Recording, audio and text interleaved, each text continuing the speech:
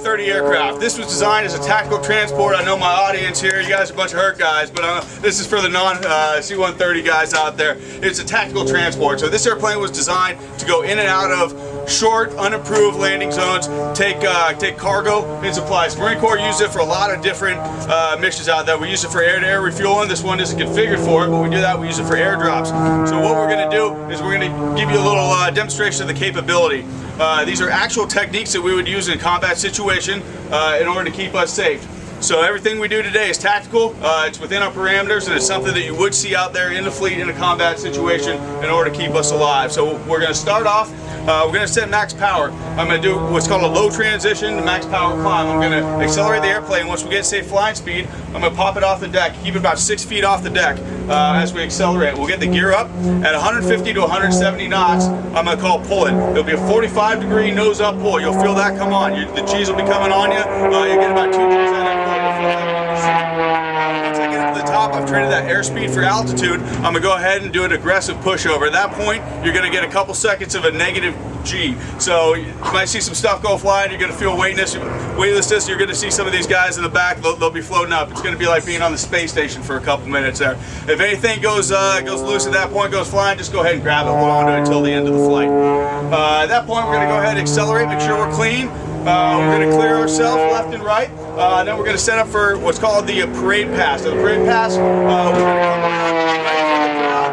At egress heading, we're going to go into a 60-degree angle of bank and give a nice shot to the crowd of the wing line of the airplane. Show how sporty we are for such a big airplane.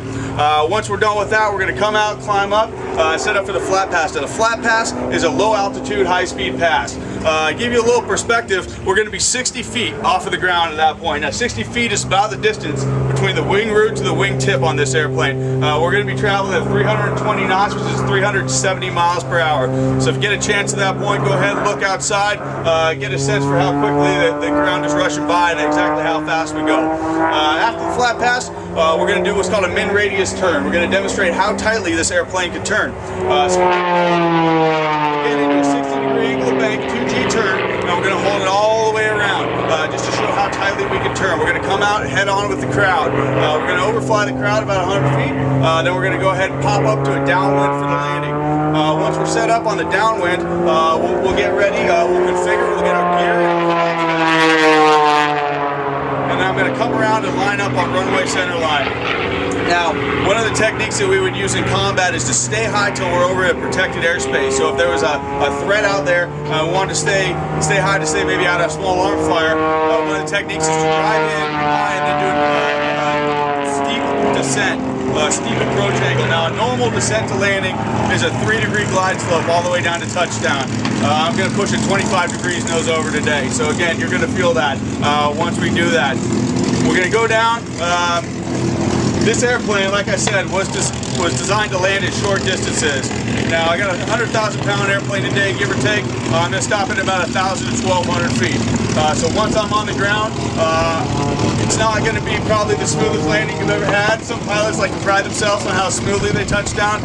Not me. I'm going to put the airplane down today. We're going to go ahead and stop at a short distance. After that, we're just going to go ahead and check out. Notes real quick. Gunny Chapman's going to be over here. Actually, he's right behind you. He's going to come over. He's going to give you your seat assignment. There's no bad seats on Fat Albert Airlines.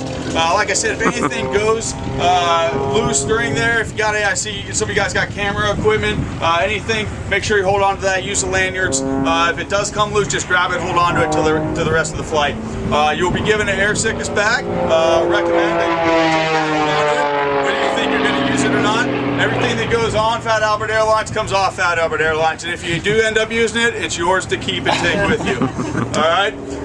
If we have to evacuate for any reason, these guys in the back are there for your safety. They'll be directive with you. Please comply with what they're telling you to do, and we'll go ahead and meet up 300 feet either off to the left or to the right of the airplane. We'll gather there. We'll make sure that we have everybody, and then we'll develop a plan of action from there. Any questions on anything?